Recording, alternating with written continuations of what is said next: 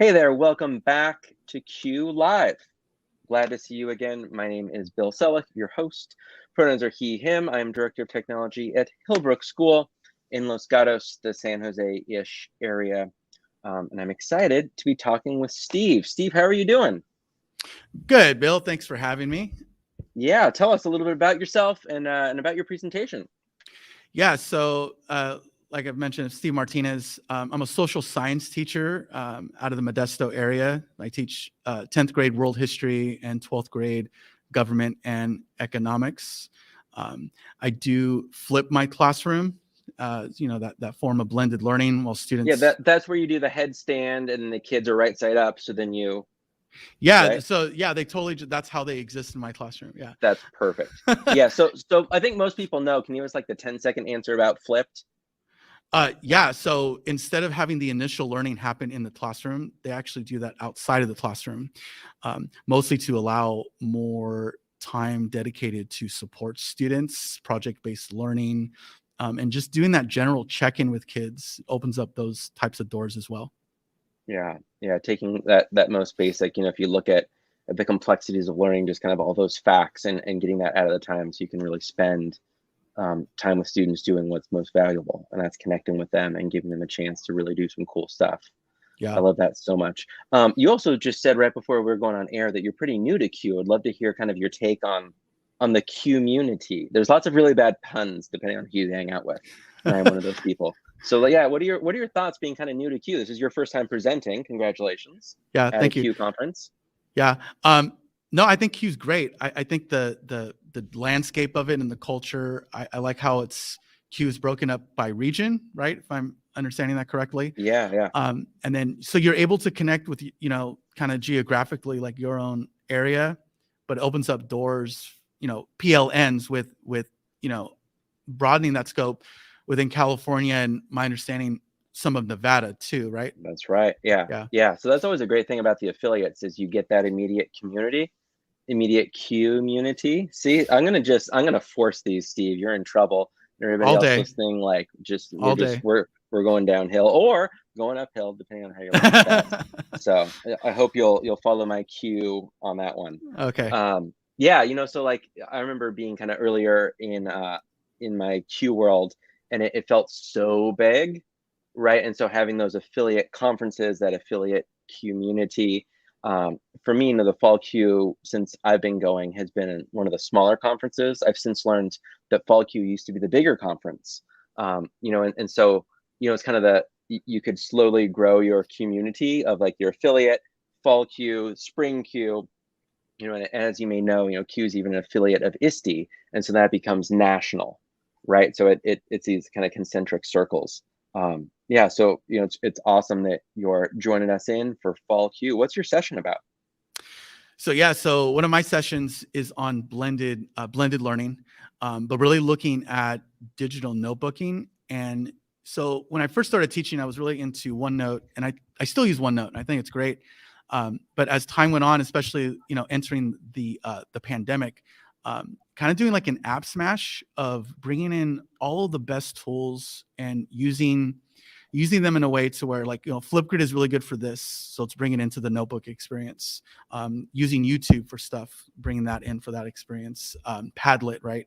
And then Kami was kind of the big piece. I'm a Kami hero, so it's kind of like their ambassador program.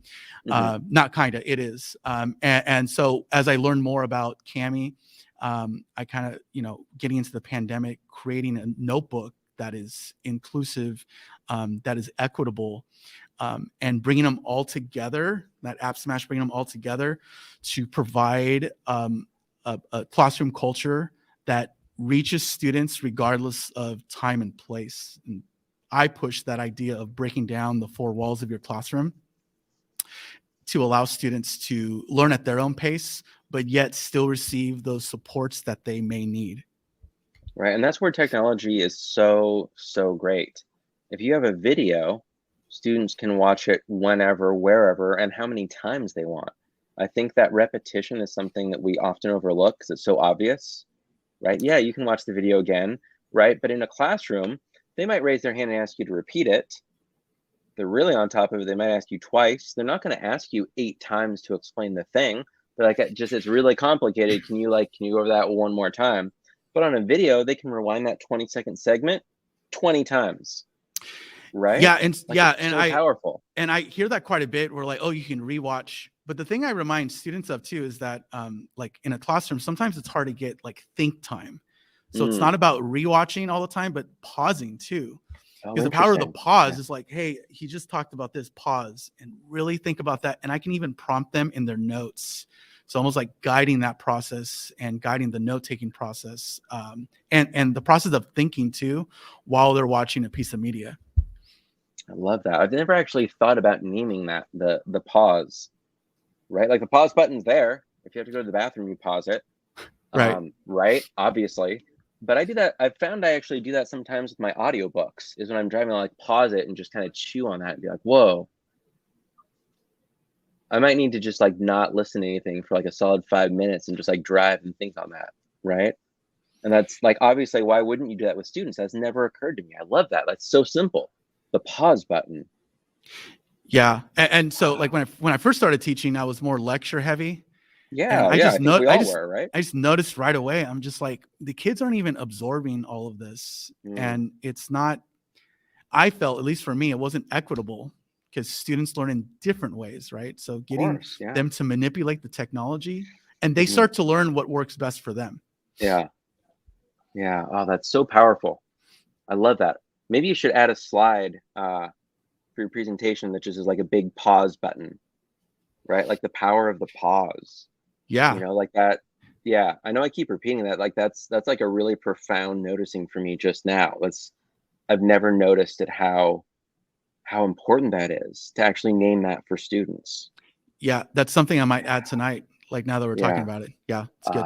I love that. I love that. I also spoiled it just a little bit. You know, you may have already presented, depending on when we actually air this. We're recording this ahead of time. So yeah. I'm ruining the behind the scenes magic of this, but just good. Wow. Like I really like, I really like that idea, you know, and for everybody, I would imagine it's going to be a little bit different, right? It might be the pause. It might be the rewatch. It might be the, like, it's been a long day and I just need to not watch it now, you know, it gives students that agency. Yeah. And then there's also like students during the pandemic, they miss taking notes on paper, right? But with stuff like Cami and OneNote, you still take notes on paper and then put that in the notebook later, right? Taking a picture of it. And then we can annotate on top of that paper now that once it's there for feedback. Yeah. That's awesome. Is that your favorite feature of your current workflow with all the app smashing? Is actually just like paper notes and then annotation? Or do you have another thing that really jumps out with you? It's just like, I love when our students do this. You know, I love when students get to just make their own choices that best fit their needs. So I'll have like a quarter of my students that they're still taking notes on paper, but then sometimes, because with Cami has the ability that you're like, there's like audio comments that you can do. So sometimes my students just like talking it out. Oh, nice. Yeah. And if that works best for them to retain that information, do it. And then the text to speech to text, all those supports that help students, it really personalize that experience for them.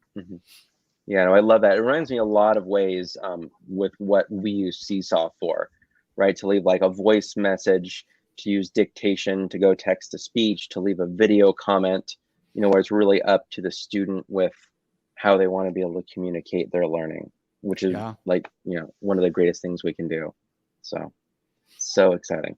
Well, Steve, how can people find you if they want to hear more?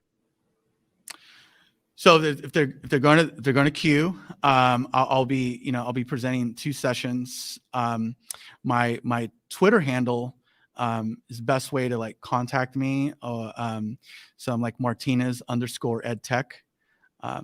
That's my Twitter handle. I did a conference for Cami a few months ago.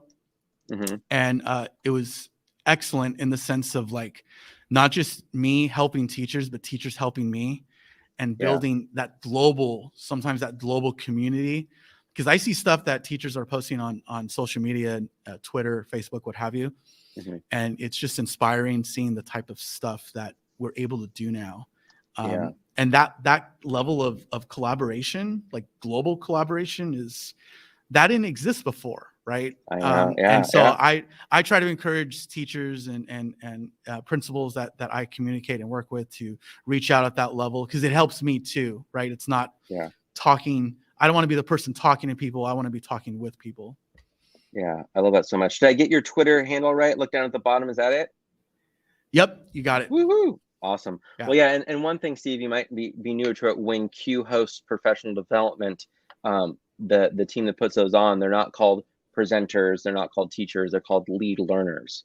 That's essentially what you just named, right? Like, I am here to learn alongside you, to collaborate with you. I'm leading the thing, but I am also, like, by default, a learner as well. I'm not I here with only answers.